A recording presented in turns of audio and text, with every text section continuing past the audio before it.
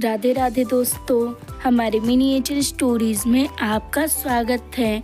एक समय की बात है, पहाड़ियों के बीच बसा एक छोटा सा गांव था जिसका नाम था शांति नगर। यह गांव एक अनोखी शांति से भरा हुआ था, जहां के लोग मिलजुल कर रहते थे। गांव की आबादी कम थी, पर लोग खुश और संतुष्ट थे। लेकिन इस शांति के पीछे एक गहरा रहस्य छिपा था। लेकिन इस गांव के बाहर एक ऐसा स्थान था जिसे सुनकर ही लोगों की रूह कांप जाती थी। गांव के बाहर घने जंगल के बीच एक पुरानी टूटी फूटी हवेली थी। यह हवेली इतनी पुरानी थी कि उसकी दीवारें जगह जगह से टूटी हुई थी और उस पर काई जम चुकी थी। हवेली को ऊंचे ऊंचे पेड़ से घिरा हुआ था। वहाँ का माहौल रीढ़ की हड्डी की तरह शिरहन पैदा करता था।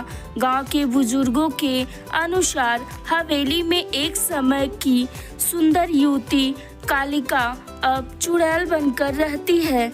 उसके पास इतनी शक्ति थी कि वह अपनी इच्छा से किसी भी रूप में बदल सकती थी। लोगों का मानना था कि वह रात के समय हवेली से बाहर निकलती और जंगल में घूमती थी। उस हवेली का नाम सुनते ही लोगों के चेहरे का रंग बदल जाता और वहां जाने के बाद तो दूर उसकी ओर देखने से भी लोग घबराते थे। बच्चे उस हवेली के बारे में कहानियां सुनकर डरते और रात को अकेले कहीं जाने से डरते थे। हवेली के आसपास का वातावरण हमेशा रहस्यमयी और डरावना रहता था। हवेली के पास कोई भी जीव जंतु नहीं दिखते थे, जैसे कि वहाँ जीवन पूरी तरह से समाप्त हो चुका है। एक बार गांव में एक अजनबी आया। वह देखने में एक साधारण यात्री लगता था, लेकिन उसकी आंखों में एक अजीब सी चमक थी। उसका नाम अर्जुन था। अर्जुन के बारे में गांव के लोग ज़्यादा कुछ नहीं जानते थे, लेकिन वह बहुत ही साहसी और निर्भीक दिखाई देता था। उसने गांव के कुछ लोगों से उस पुरानी हवेली के बारे में सुना और उसमें कुछ ऐसा था जो उसे उस ओर खींच रहा था।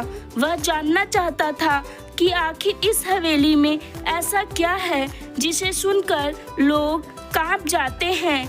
एक दिन अर्जुन ने गांव के मुखिया से मुलाकात की और उसने उस हवेली के बारे में विस्तार से पूछा। मुखिया ने उसे बताया कि कई साल पहले गांव के कुछ लोग ने उस हवेली में जाने की कोशिश की थी, लेकिन वे वापस नहीं लौटे। गांव में यह बात फैल गई थी कि हवेली में जाने वाले लोग कभी वापस नहीं आते। इस घटना के बाद कभी किसी ने वहां जाने की हिम्मत नहीं की, लेकिन अर्जुन इस कहानी से डरा नहीं। उसे यह बातें किसी पुराने किस्से की तरह लग रही थी, जिनमें सच्चाई कम और अफवाहें ज्यादा होती हैं। उसने मुखिया से कहा, मैं इस रहस्य का पर्दाफाश करना चाहता हूँ। अगर यह चुड़ैल सच में है तो मैं देखना चाहता हूँ कि वह क्या है, और अगर यह सिर्फ एक अफवाह है तो मैं इस डर को हमेशा के लिए मिटा देना चाहता हूँ। मुखिया ने अर्जुन को समझाने की कोशिश की, वह अपने फैसले पर पुनर्विचार करे, लेकिन अर्जुन अपने इरादे में दृढ़ था। उसने ठान लिया कि वह हवेली जाएगा और वहां छुपे रहस्य को सुलझाएगा। गांव के लोग उसे रोकने की कोशिश करते, लेकिन अर्जुन अपने निर्णय पर अडिग था। अगली सुबह सूरज की पहली किरण के साथ ही अर्जुन ने हवेली की ओर अपना सफर शुरू किया। गांव के लोग दूर खड़े होकर उसे जाते हुए देख रहे थे। सबकी आंखों में चिंता और भय स्पष्ट दिखाई दे रहा था। हवेली की ओर जाते हुए अर्जुन ने महसूस किया कि जैसे जैसे वह हवेली के करीब जा रहा था, वातावरण में एक अजीब सी घुटन बढ़ती जा रही थी। पेड़ों के पत्ते हवा में सरसराहट कर रहे थे, लेकिन वह कोई सामान्य आवाज नहीं थी। उसमें कुछ अजीब था, जैसे कोई उनसे कुछ कहने की कोशिश कर रहा हो। अर्जुन की आंखों में जिज्ञासा और साहस की एक अनोखी चमक थी। डर को नजरअंदाज करते हुए उसने तय किया कि वह इस रहस्य से पर्दा उठाकर ही रहेगा।